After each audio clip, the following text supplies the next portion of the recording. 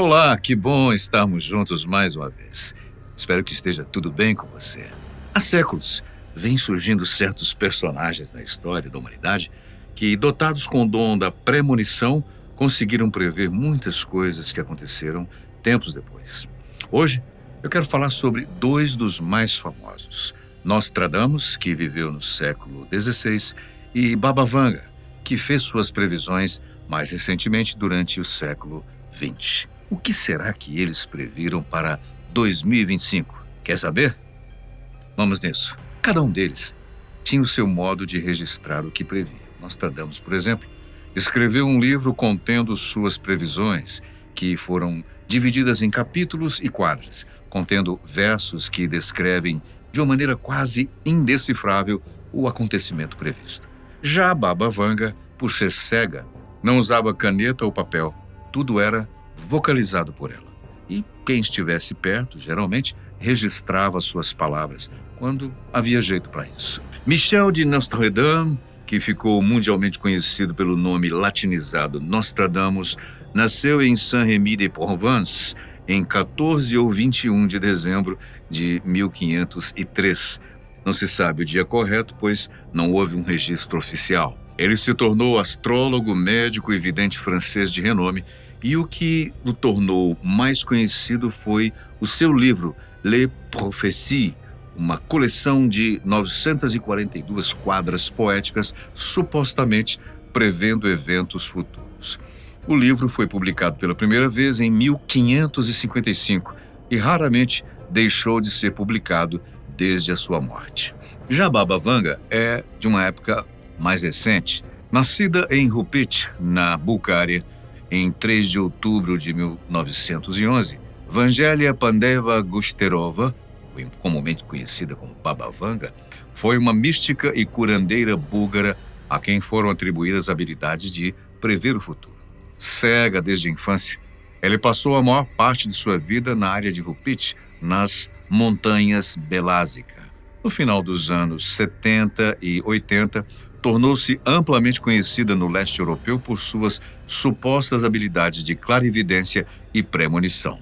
Após a queda do comunismo, especialmente após a sua morte em 96, a sua figura permaneceu popular. Uma das tarefas mais difíceis para os estudiosos que investem seu tempo em traduzir os textos de Nostradamus não está nem mesmo na tradução em si, mas sim na interpretação de cada verso de suas quadras. Aliás, são chamadas quadras por serem formadas por 4 versos ou linhas que muitas vezes eram organizadas em séries de 100. Neste formato, são chamadas de centúrias. Em termos de idioma, o padrão usado por Nostradamus era o francês da época, hoje conhecido como francês arcaico, que, como toda língua arcaica antiga, tem diferenças importantes do francês moderno. Além do francês da época, Nostradamus também costumava escrever usando latim, grego, italiano e também o dialeto provençal, que era a sua língua regional, para criar um texto muitas vezes ambíguo e criptografado. As quadras são deliberadamente vagas, utilizando uma linguagem altamente simbólica e metafórica. Ele fazia uso frequente de alusões, imagens enigmáticas e metáforas, muitas vezes referentes a personagens mitológicos, astrológicos ou históricos, que poderiam ter múltiplos significados. E para dificultar um pouco mais a compreensão dos seus textos, Nostradamus costumava usar trocadilhos, anagramas ou alterações ortográficas intencionais para esconder o significado preciso de suas previsões. Palavras e nomes eram, às vezes, rearranjados para manter o conteúdo obscuro e aberto à interpretação. As quadras seguem uma forma poética, mas muitas vezes ele rompia com a métrica tradicional para priorizar o conteúdo enigmático e a mensagem que ele queria transmitir. Isso resultava num ritmo que nem sempre era fluido, o que contribuía para a dificuldade de interpretação. As previsões de Nostradamus raramente indicavam datas ou momentos específicos de forma clara. Ele preferia expressões vagas como "no final dos tempos" ou referências a eventos astrológicos, o que permitia que as interpretações fossem aplicadas a diferentes épocas históricas. E não é sem motivo, então, que viemos parar em 2025. Um exemplo sobre a questão de datar certas previsões é esta, abre aspas, a terra seca vai molhar e ocorrerão grandes enchentes. Bem, de acordo com o jornal Daily Mail, esta previsão seria um aviso de tsunami que causaria destruições durante alguns meses, provavelmente no Japão. Sim, nós sabemos que no Japão há tsunamis frequentes. Contudo, o país ilha nunca foi rotulado como terra seca. O mais provável nesse sentido é que Nostradamus tenha se referido ao deserto do Saara, onde praticamente não chove ou fica anos e anos sem ver uma só gota de chuva, Deus nos livre. Em setembro deste ano de 2024, um ciclone extratropical trouxe chuvas intensas para as regiões do norte da África, incluindo Marrocos, Argélia, Tunísia e Líbia. Algumas áreas receberam cerca de 20 centímetros de chuva em poucos dias, o que é equivalente a um ano inteiro de precipitação, causando inundações e a formação de lagos temporários, como o Sebqa El Melar, na Argélia. Se não for isso, talvez alguma área costeira com possibilidades reais de um terremoto ou um maremoto possa ainda vir a ser castigada por um novo tsunami, como os que ocorreram nas costas da Indonésia em 2004 e na do Japão em 2011. Juntos, esses dois eventos causaram a morte de aproximadamente 250 mil pessoas, sendo um pouco mais de 230 mil só na Indonésia e em Sumatra, os locais mais atingidos naquela ocorrência. As probabilidades de haver um novo tsunami ou níveis de chuva muito mais elevados do que o costume são cada vez maiores. Isso devido não só às transformações naturais pelas quais o planeta passa, como também à intervenção do homem na natureza, algo que vem sendo cada vez mais potencial e frequente. Portanto, não é hora de afirmar nada em relação a essa previsão. É possível que ela seja ainda mais séria e devastadora do que as ocorrências na Indonésia e no Japão? Sim, infelizmente sim, mas não podemos afirmar nada quanto à precisão dessa previsão. E quais as regiões da Terra seriam mais afetadas? Bom, segundo alguns estudiosos, seriam os lugares mais habitados do planeta, principalmente países do hemisfério norte, como Canadá, os Estados Unidos, Inglaterra e outros, e também países asiáticos como Japão, Taiwan, as duas Coreias, Vietnã e parte da China. Para que um tsunami atinja tantos países assim, teria que ser algo nunca documentado. Contudo, na velocidade com que as geleiras estão derretendo, vários fatores combinados, incluindo um terremoto, poderiam causar ondas com mais de 30 metros tranquilamente, e as consequências seriam as piores que poderíamos imaginar. Outra previsão de Nostradamus para a nossa época está relacionada ao chefe maior da Igreja Católica, o Papa. Atualmente, o Vaticano é liderado pelo argentino Jorge Mario Bergoglio, intitulado Papa Francisco, que tem passado por maus bocados em termos de saúde nos últimos anos. O fato é que, desde 2003, o Papa Francisco vem lutando contra uma inflamação pulmonar insistente que prejudica a sua respiração. De fato, é sabido que desde a sua juventude, quando ainda tinha 21 anos, ele precisou retirar uma parte do pulmão, devido a uma doença respiratória. A previsão aponta para a morte de Papa Francisco para 2024, mas, como disse antes, uma tarefa das mais árduas, além da interpretação, é a datação das ocorrências. Será que 2025 é o ano correto para essa terrível previsão? Bem, esperemos que não. Bom, mas no caso de falecimento de um papa, faz parte da tradição escolher um novo nome para ocupar o cargo, e nas mesmas previsões de Nostradamus, que consta a morte do atual pontífice, a outra dizendo que após a morte do velho pontífice, um romano mais jovem será eleito. É também comum que, quando um papa atinge determinada idade ou adquire uma doença grave, ele seja substituído por outro. Papa Francisco estará com 88 anos completos em 2025. Se for para ser substituído, que seja pela idade e pelo cansaço. Mas o que põe em xeque essa frase de Nostradamus é em relação ao romano mais jovem, que deverá ser eleito. 2 nomes locais são destacados, mas não estariam na lista de uma provável substituição. O cardeal Pietro Parolin, que é secretário de Estado do Vaticano e desempenha um papel central na diplomacia da Igreja, e o cardeal Matteo Zuppi, conhecido pelo seu trabalho em prol do diálogo interreligioso e a mediação de conflitos. Mas agora não é hora de adiantar nada. Lembre-se que estamos aqui apenas para discutir as previsões de Nostradamus. Vamos então para um assunto que está em voga há quase 3 anos, que é a guerra travada pela Rússia contra a Ucrânia. Num dos versos de Nostradamus lemos: o adversário vermelho vai se amedrontar, colocando o grande oceano em perigo.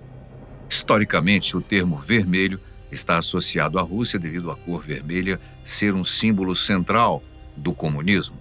A União Soviética, que era frequentemente chamada de o inimigo vermelho durante a Guerra Fria, ainda influencia a percepção da Rússia moderna.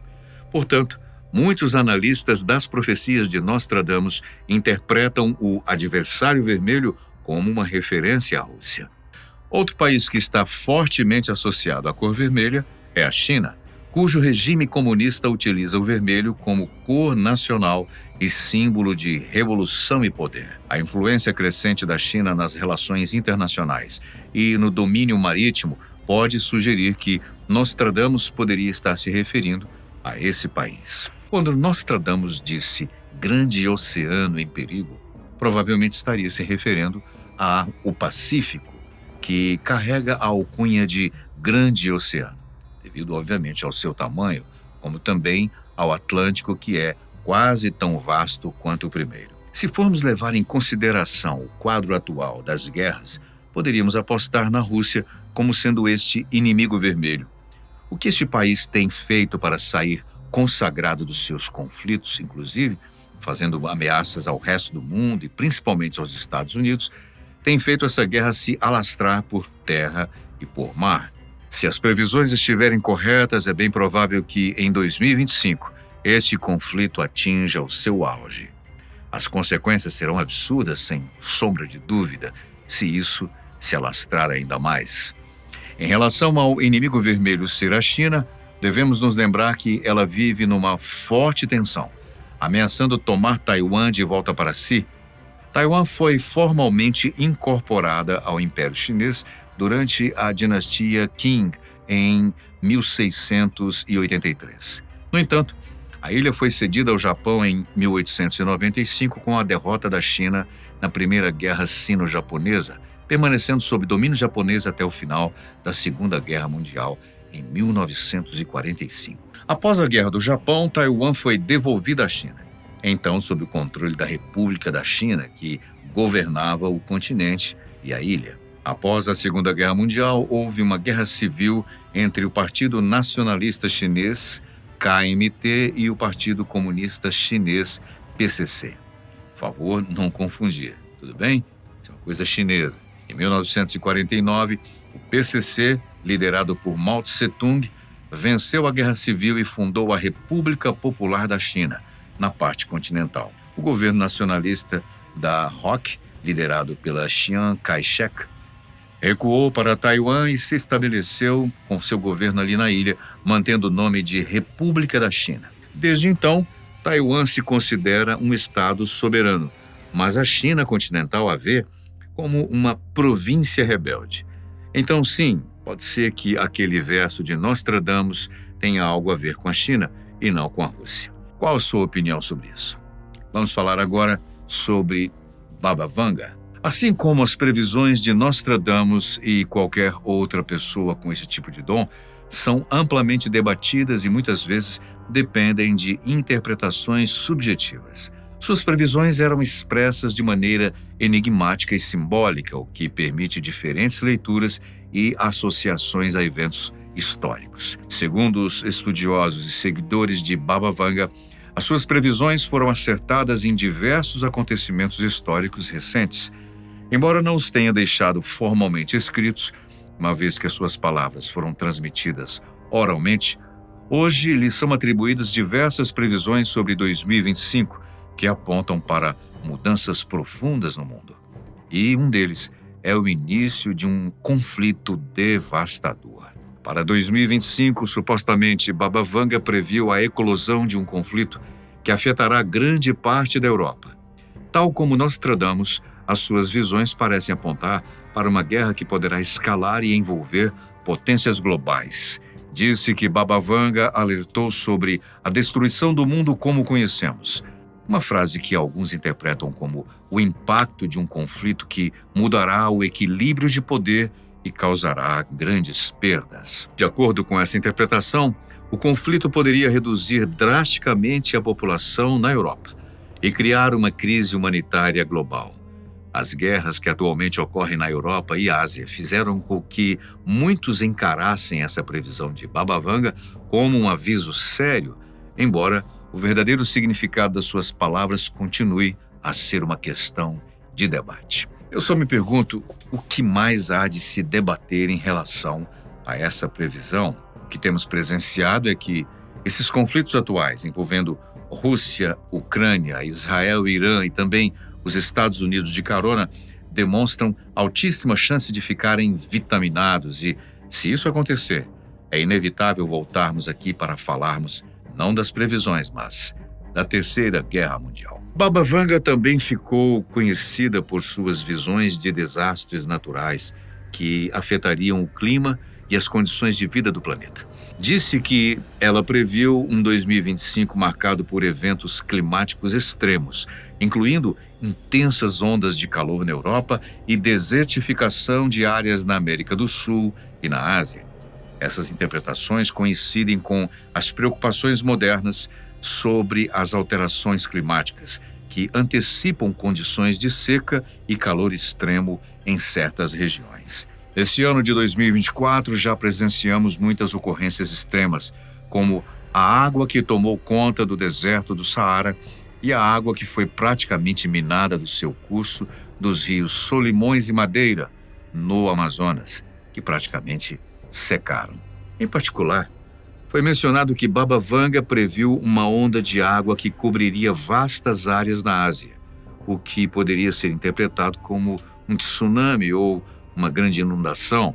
A possibilidade de um evento dessa magnitude em locais como Bangladesh ou Sudeste Asiático continua a ser uma questão crítica hoje, dado o risco de inundações em áreas vulneráveis. Veja que, de certa forma, essa previsão anda de mãos dadas com aquela feita por Nostradamus, que pode ser tanto a previsão de um tsunami gigantesco, como também da precipitação inesperada no Saara. Assim como Nostradamus, Vanga também imaginou uma crise econômica que afetaria vários países em todo o mundo em 2025. Segundo alguns relatos, ela previu um colapso financeiro que perturbaria a economia global e deixaria milhões de pessoas na pobreza. Essa crise poderá se refletir como hiperinflação nos países latino-americanos, especialmente a Argentina, e nos problemas de emprego e estabilidade nas economias desenvolvidas. Em nível global, Vanga alertou também para o aumento da desigualdade e o impacto da pobreza nas diferentes sociedades, o que poderá desencadear a agitação social e manifestações em busca de mudanças. Nesse sentido, o que a humanidade tem testemunhado é o número crescente da fome e da miséria em todo o mundo. Países como o Brasil, devido ao seu tamanho e status quo, embora tenha um alto percentual de pobreza, ainda conta com a solidariedade do seu próprio povo que, além de ajudar, ainda cobra dos governos alguma ação para minimizar o sofrimento dos mais necessitados. Contudo, há países no mundo em que a política social simplesmente não existe, muito menos a solidariedade do povo. Muitos países asiáticos são assim. Muitos países africanos também vivem essa triste realidade. Baba Vanga também teria previsto a ascensão da China como superpotência global, algo que vem se consolidando no cenário geopolítico atual. Ela mencionou que a China se tornaria uma das nações mais influentes no mundo, algo que hoje é visto como uma realidade. A China tem se despontado não só no cenário comercial mundial, como também em tecnologia e conquista espacial. De certa forma, mesmo com inúmeras viagens espaciais a menos no currículo do que os seus concorrentes americanos e russos, a China tem feito coisas extraordinárias no estudo do universo. Se chegaram a enviar robôs para Marte ou para outro lugar ainda não explorado pelos russos e americanos, ela com certeza estará na frente. Será que 2025 será o ano chinês?